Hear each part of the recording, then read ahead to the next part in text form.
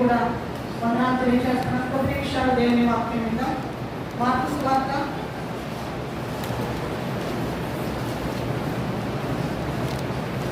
14వ అధ్యాయం 22వ వచనం. వారు భోజనము చేయుచుండగా ఆయన ఒక రొట్టెను పట్టుకొని ఆశీర్వదించి విరచి వారికిచ్చి మీరు తీసుకొని ఇది నా శరీరం అని చాలు.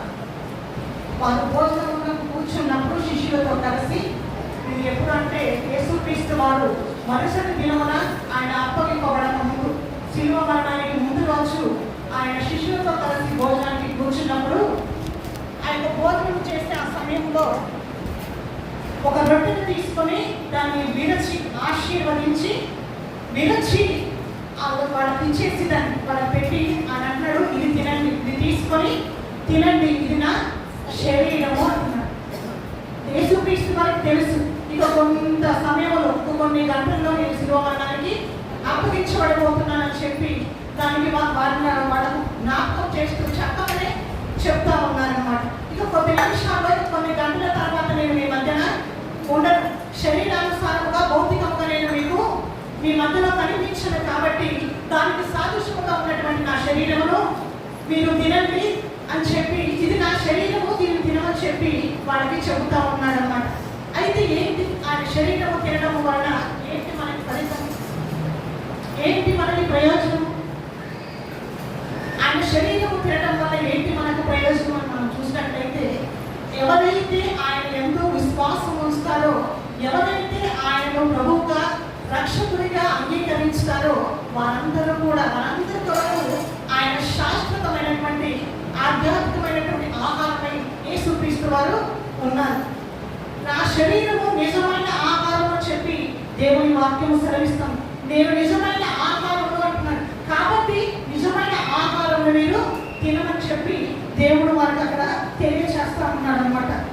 నా శరీరము నిజమైన ఆహారం అంటున్నాడు, కాబట్టి నేనే జీవాహారము, కాబట్టి నన్ను జీవాహారమైనటువంటి నన్ను మీరు తినాలి, మనుషులు తినాలని చెప్పి దేవుడు కోరుకుంటున్నాడు. జీవాహారమైనటువంటి నన్ను మీరు తిన్నప్పుడు మీరు శాశ్వతముగా జీవిస్తారని చెప్పి దేవుడి వాక్యము సెలవిస్తా ఉంది. శాశ్వతమైనటువంటిది. ఇక్కడేమో జీవాహారం, మొదటేమో మీరు ఆయన రొట్టెని విరిచి నా శరీరం అన్నారు కదా, ఇప్పుడేమో ఆయన శరీరము మరి వాక్యము దాన్ని తినమంటున్నారు. ఇక్కడ ఏంటని చెప్పి మీకు ఒక కన్ఫ్యూజన్ రావచ్చు, మీకు ఒక ఆలోచన రావచ్చు. ఇది మనందరికీ తెలుసు. ఏంటి ఆయన శరీరము, మొదటేమో రొట్టెని విరిచి నా శరీరము దీన్ని తినమని చెప్పారు, ఇప్పుడేమో వాక్యమైనటువంటి నన్ను మీరు తినమని. మనకి బాగా అర్థం కావాలంటే మొదటి యోహాను సువార్త 1వ అధ్యాయంలోకి వస్తారు.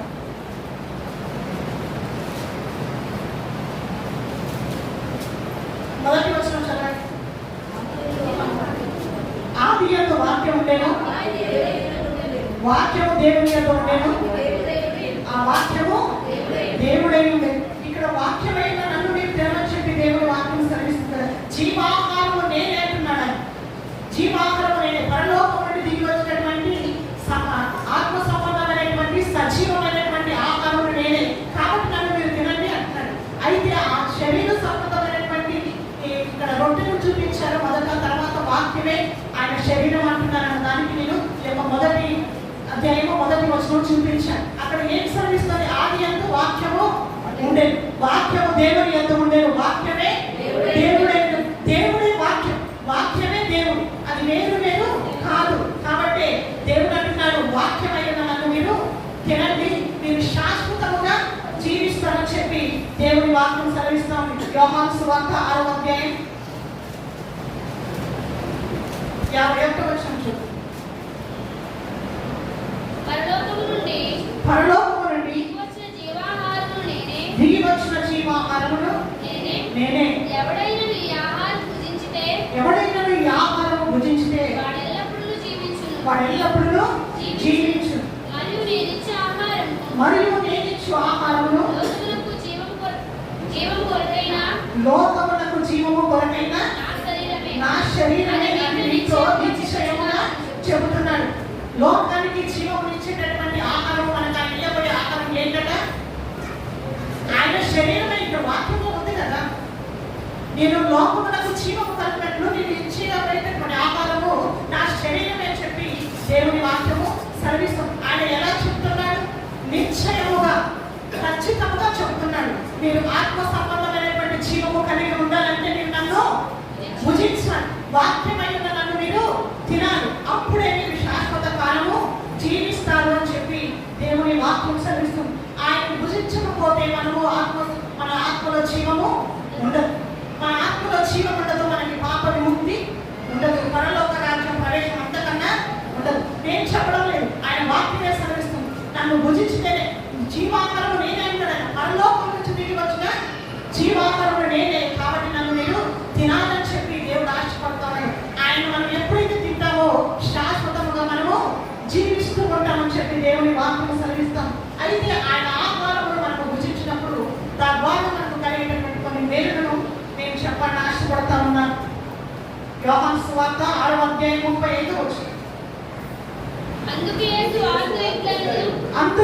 వారితో ఇట్లనెను, జీవాహారము నేనే, నా యొద్దకు వచ్చువాడు ఏ మాత్రమును ఆకలి కొనడు.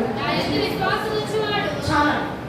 అందుకు యేసు వారితో ఇట్లనెను, జీవాహారమును నేనే, నా యొద్దకు వచ్చువాడు ఎన్నడూ కూడా ఆకలి కొనడని చెప్పి దేవుని వాక్యం సెలవిస్తాం.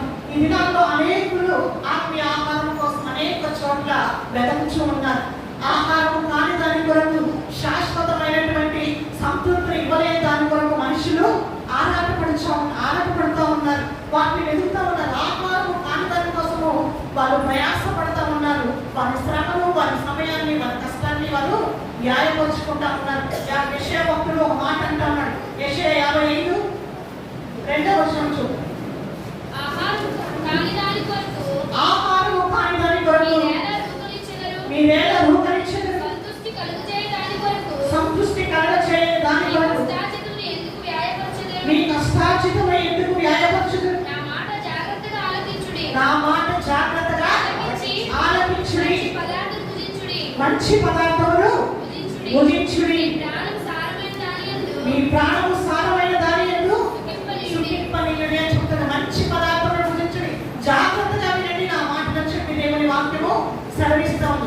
ఆహారము కాని దాని కొరకు మీరేలా రోగను చేయుదురు, ఆహారము కాని దాని కొరకు మీరేలా మీరు మీ ధనమును వ్యాయపరచుదని చెప్పి దేవుని వాక్యము సెలవిస్తాము.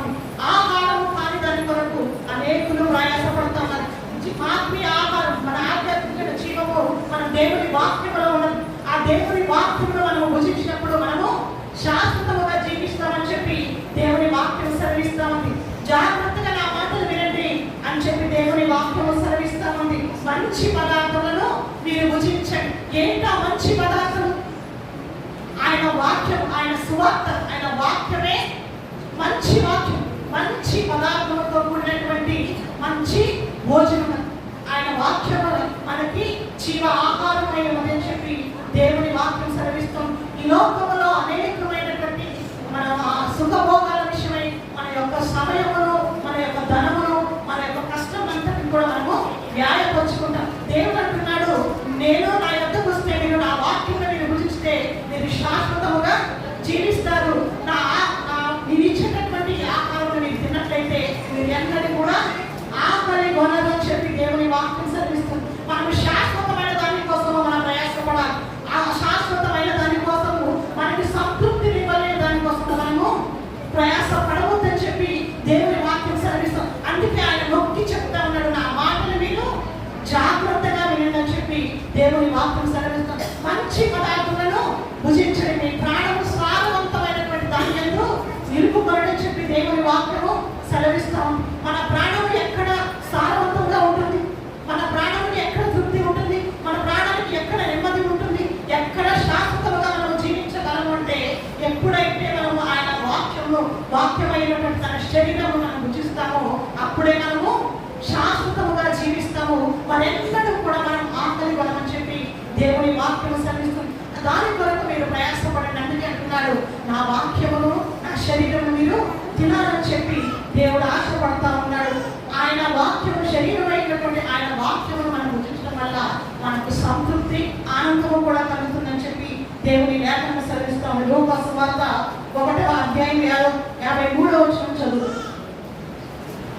ఆకలి కొనువారిని మంచి పదార్థంతో సంతృప్తి పరిచి, ఆకలి కొనిన వారిని మంచి పదార్థముతో సంతృప్తి పరిచి, ధనవంతులను వట్టి చేతులతో పంపివేసెను. కీర్తన 22:26.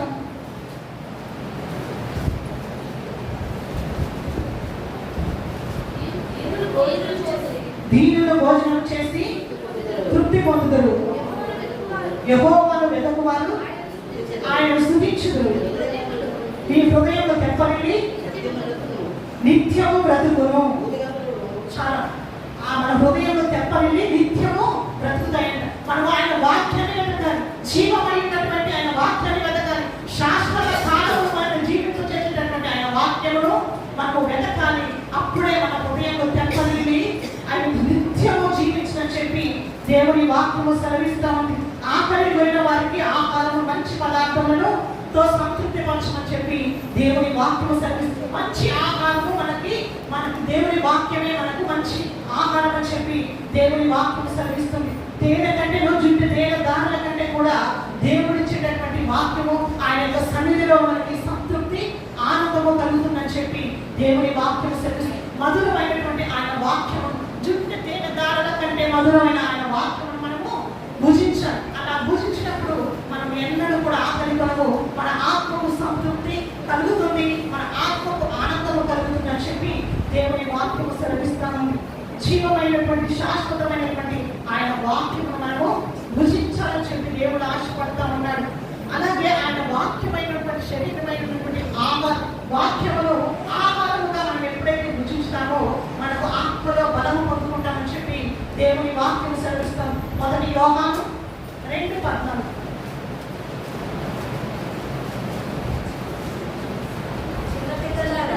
చిన్నపిల్లలారా మీరు తండ్రిని ఎరిగి ఉన్నారు కనుక మీకు వ్రాయించున్నాను. తండ్రులారా మీరు ఆది నుండి ఉన్నవారని ఎరిగి ఉన్నారు కనుక మీకు వ్రాయించున్నాను. యవనస్తులారా మీరు బలవంతులు, దేవుని వాక్యము యందు నిలుచుచున్నది, మీరు దుష్టుని జయించి ఉన్నారు కనుక మీకు వ్రాయించున్నాను. యవనస్తులారా మీరు బలవంతులు. ఎందుకు వారు బలవంతులు? యవనస్తులు ఎందుకు బలవంతులుగా ఉన్నారు? అక్కడ వాక్యంలోనే రాసి ఉంది. దేవుని వాక్యము యందు నిలిచి ఉన్నారు. దేవుని వాక్యమును వారు పట్టుకున్నారు. దేవుని వాక్యమును వారు నిలిచి ఉన్నారు. కాబట్టి యవనస్తులు బలముగా వారు ఉన్నారని చెప్పి దేవుని వాక్యం సెలవిస్తుంది. బలముగా ఉండడమే కాదు, వారు దుష్టుని జయించి ఉన్నారట. యవనస్తులు ఎప్పుడైతే ఆయన వాక్యమైనటువంటి బలమైనటువంటి వాక్యమును పట్టుకొని ఉంటారో, ఎప్పుడైతే ఆయన బలమైన ఆహారమును వారు భుజిస్తారో వారు దుష్టుని ఎదిరిస్తారని చెప్పి దేవుని వాక్యం సెలవిస్తుంది. అందుకు కావలసిన శక్తిని దేవుడు ఇస్తాడు. తన వాక్యము ద్వారా ఆయన మనకి శక్తిని అనుగ్రహించి మనము దుష్టుని ఎదిరించినటువంటి శక్తిని విజయము దేవుడు మనకు అనుగ్రహిస్తాడని చెప్పి దేవుని వాక్యము సెలవిస్తాం. అలాగే యాకోబు పత్రిక 1:21 చదువుతాం. అందుచేత సమస్త కల్మషములు నిర్వహించిన దుష్టత్వమును మాని లోపల నాటబడి మీ ఆత్మలను రక్షించటకు శక్తిగల వాక్యము సాత్వికముతో అంగీకరించుడి అని చెప్పి దేవుని వాక్యం సెలవిస్తుంది. అందుచేత సమస్తమైన కల్మషమును నిర్వహించినటువంటి దుష్టత్వమును మనం ఏం చేయాలా? మానివేయాలని చెప్పి దేవుని వాక్యం సెలవిస్తుంది. సమస్తమైనటువంటి కల్మషమును మన హృదయంలోంచి మనము తీసివేసుకొని మన హృదయంలో ఆయన వాక్యమును, ఆయన జీవమైనటువంటి వాక్కును మన హృదయంలో మనం పెట్టుకోవాలి.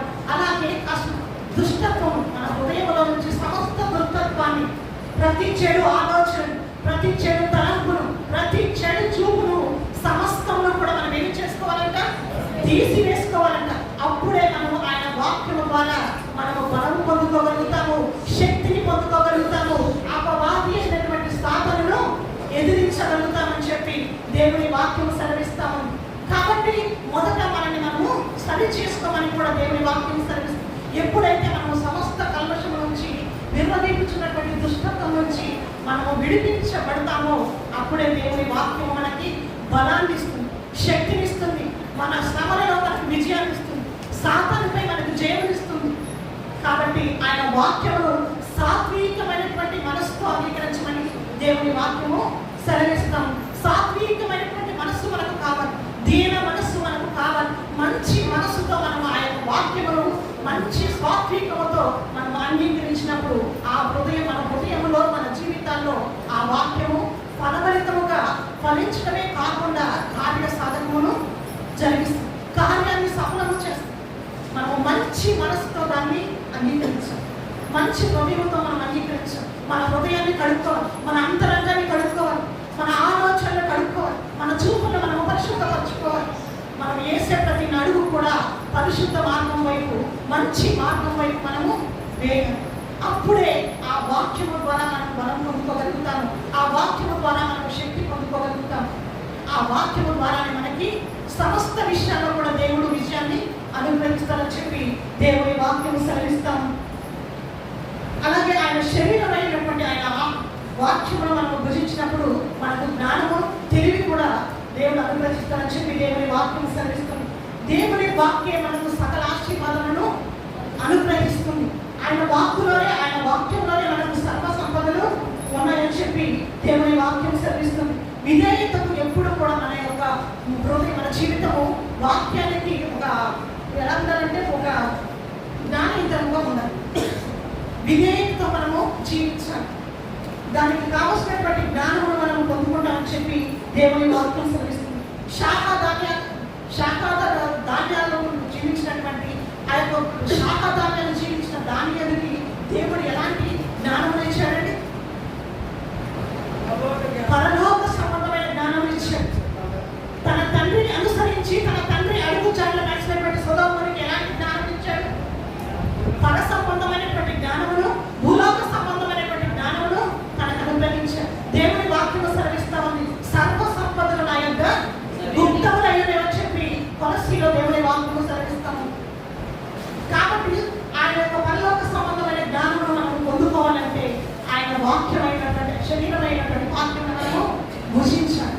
దాని ఎదుగు ఆ యొక్క వాక్యమును అనుదినము, ప్రతి నిత్యము ఆ యొక్క వాక్యమును ఆయన ధ్యానించడం వలన, భుజించడం వలన దేవుడికి పరలోక సంబంధమైన, ఆత్మ సంబంధమైన జ్ఞానంతో దాన్ని నింపాడు. ఒక వ్యక్తి కలగలిగినటువంటి కళను ఎదుటి వ్యక్తి మరొక వ్యక్తి చెప్పడం అంటే సాధ్యమా? ఇప్పుడు ఎవరో ఏదో ఒక కళగంటారు, అది వేరే వాళ్ళకి చెప్తారు, దాని భావము చెప్పడము సాధ్యమా?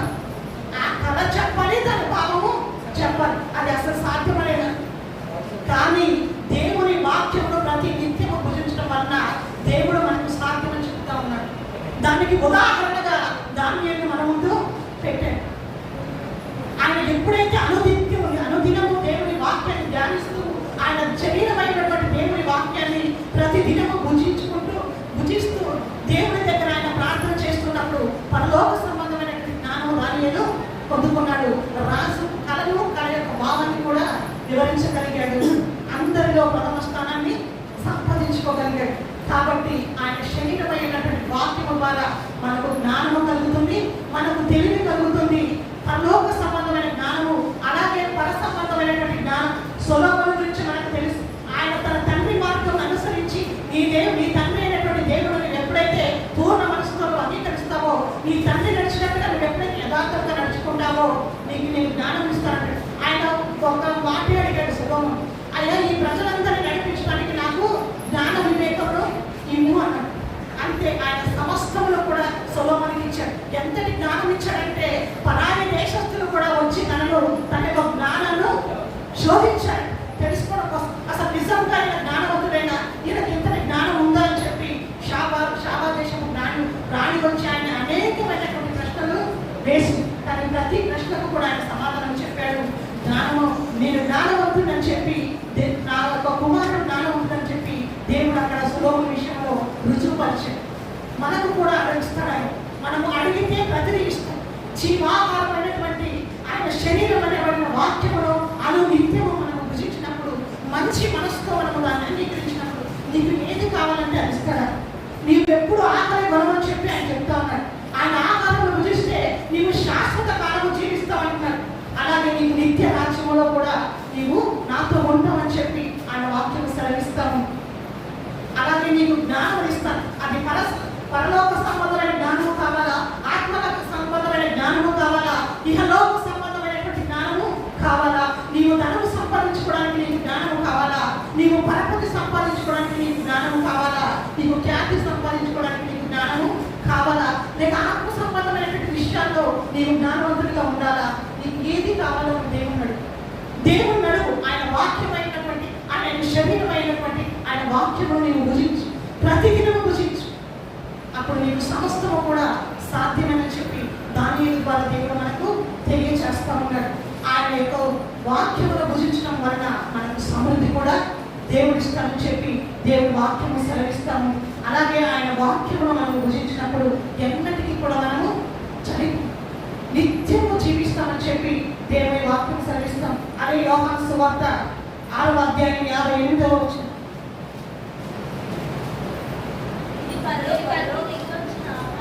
ఇది పరలోకం నుండి దిగి వచ్చిన ఆహారము, పితరుల మన్నాను తీయు చనిపోయినట్టు కాదు.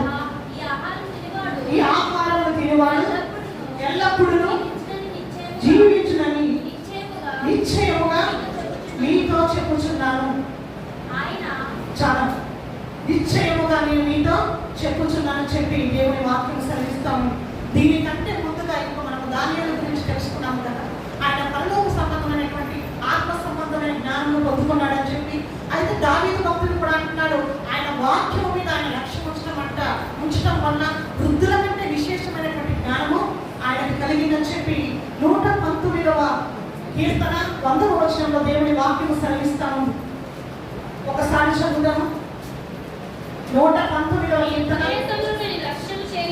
నీ ఉపదేశములను నేను లక్ష్యము చేయించున్నాను, కావున వృద్ధుల కంటే విశేషమైన జ్ఞానము కలదని చెప్పి దేవుని దావీదు భక్తుడు చెప్తున్నాడు. అలాగే ఇంకొక మాట అంటున్నాడు ఆయన, నీ ఉపదేశము వలన నాకు వివేకము కలిగిందయ్యా, నా ప్రతి తప్పు మార్గం నుండి నాకు ప్రతి తప్పు మార్గం కూడా నాకు అసఖ్యత చెప్పి దేవుని వాక్యం సెలవిస్తాం. 119వ కీర్తన 104వ వచనం. చదవవసరం లేదు, నేను చెప్తాను.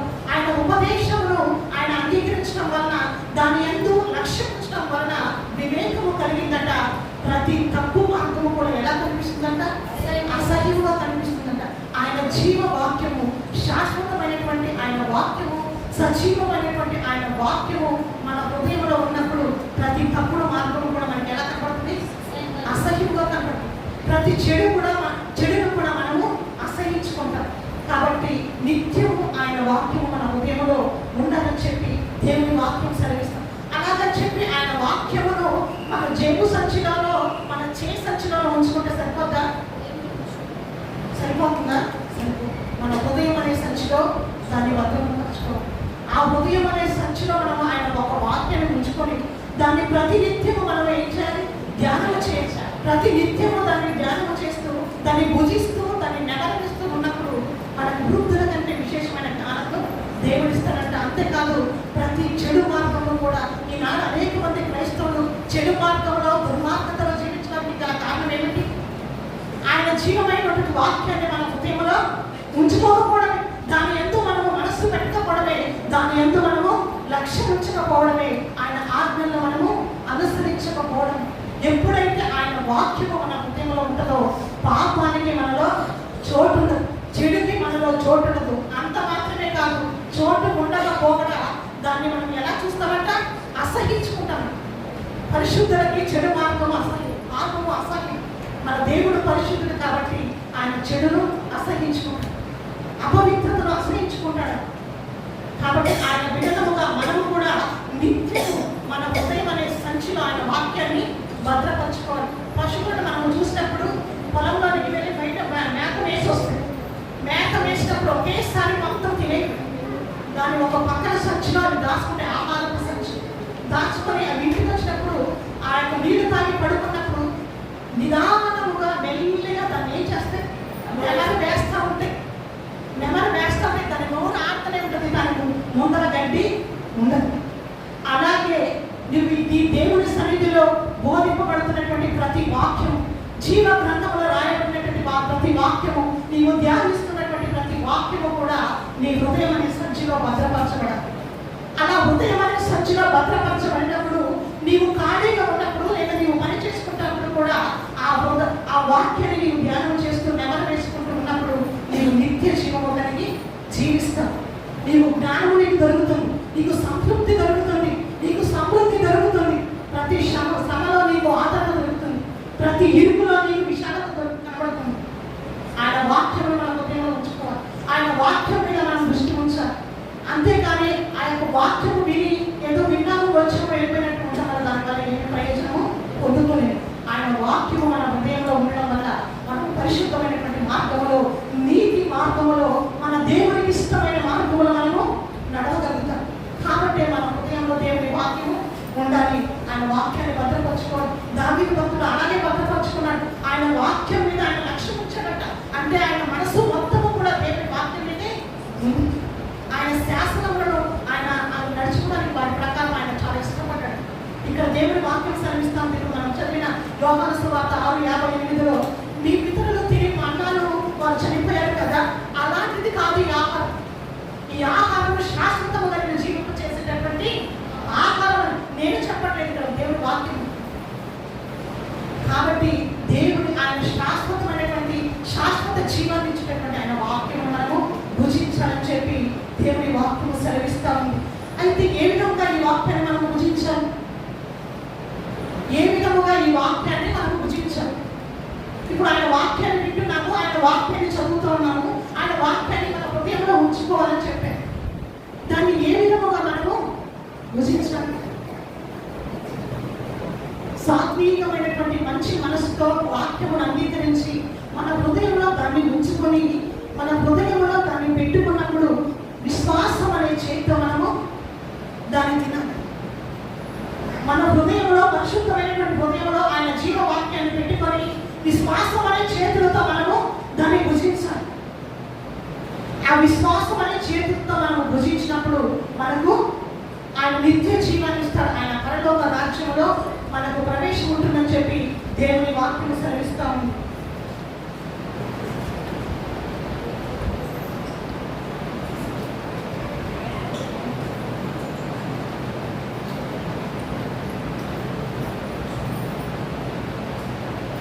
ఆయన వాక్యం సెలవిస్తా ఉంది. ఇదే యోహాను సువార్త 6:48లో విశ్వసించువాడు నిత్య జీవము గలవాడు, జ్ఞానము జీవాధారము నేనే చెప్పి దేవుని వాక్యము సెలవిస్తా ఉంది. చదవక్కలేదు దయచేసి మనకి. కాబట్టి చెప్తాను, ఆయన విశ్వాసం అనే ఒక చేతితో మనం ఎప్పుడైతే ఆయన వాక్యాన్ని భుజిస్తామో ఆయన మనకు నిత్య జీవాన్ని విశ్వసిస్తాం. ఆయన ఎందుకు మనం విశ్వాసం ఉంటే నిత్య జీవం మనము కలిగి ఉంటామని చెప్పి దేవుని వాక్యం సెలవిస్తాం. అలాగే ఎప్పుడు భుజించాలి ఆయన వాక్యాన్ని? ఆయన వాక్యాన్ని భుజించడానికి మన సమయం ఉందా? లేదు, అనుదినము భుజించాలి. మత్తయి సువార్త 5వ అధ్యాయంలో 6వ అధ్యాయం 11వ వచనంలో ఉంటుంది, మనం మా అనుదిన జీవాహారం మాకు. కాబట్టి మనం ఆయన ఆహారం ప్రతిదినము కూడా భుజించాలి. ఒక సమయం అంటూ ఇప్పుడే మనం చదవాలి, ఇప్పుడే మనం ఆహారం తినాలి, అప్పుడు తినకూడదు అనేది లేదు. ప్రతిదినం అనుదినము ఆయన ఆహారాన్ని మనము భుజించాలని చెప్పి దేవుని వాక్యం ఉంటుంది. అంత మాత్రమే కాదు, మనం భుజించినటువంటి ఆ ఆహారాన్ని అనేకులకు అన్యజనులకు మనము పెట్టాలి. సువార్త ద్వారా మనం విన్న వాక్యాన్ని, మనం చదువుతున్న వాక్యాన్ని, దేవుడి నుంచి మనం పొందుకున్నటువంటి జీవ వాక్యాన్ని మనం అనేకులకు చాటి చెప్పాలి. దేవుని వాక్యం సెలవిస్తాము, అనేకులకు నీళ్ళ మీద వేసినట్టు మీరు ఆహారము అన్యజనులకు వేయండి. అలాగే మనం ఎప్పుడైతే అన్యజనులకు మనం సువార్త చెప్పేవాళ్ళగా ఉంటామో, ఎప్పుడైతే నిత్యమో ఆయన వాక్యము మనం చూస్తామో మనము జీవిస్తామని చెప్పి దేవుని వాక్యం సెలవిస్తాము. ఇదే 6వ అధ్యాయము 51 నుంచి చివరి వరకు మేము చదువుకున్నట్లయితే అక్కడ ఆయన ఆహారం తినడం వల్ల కలిగేటటువంటి ప్రతి ఒక్క ప్రయోజనం కూడా మనకి కనబడతా ఉంది. సమయం సరిపోదు కాబట్టి నేను అన్ని కూడా మీకు చదివి వినిపించలేదు.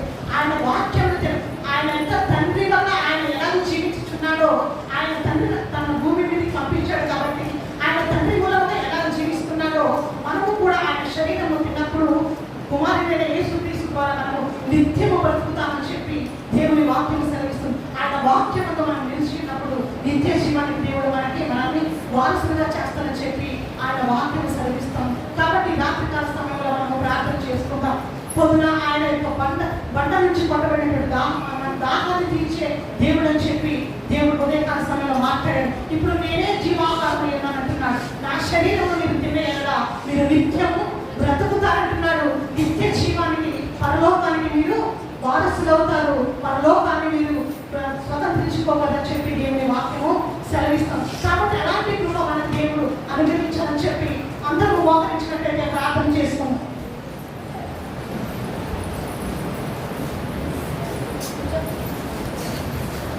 ప్రార్థన చేసుకుంటామంటే మనం అందరినీ కూడా అమ్మగారు ప్రార్థన నడిపిస్తుండగా అందరూ కూడా ఎందుకు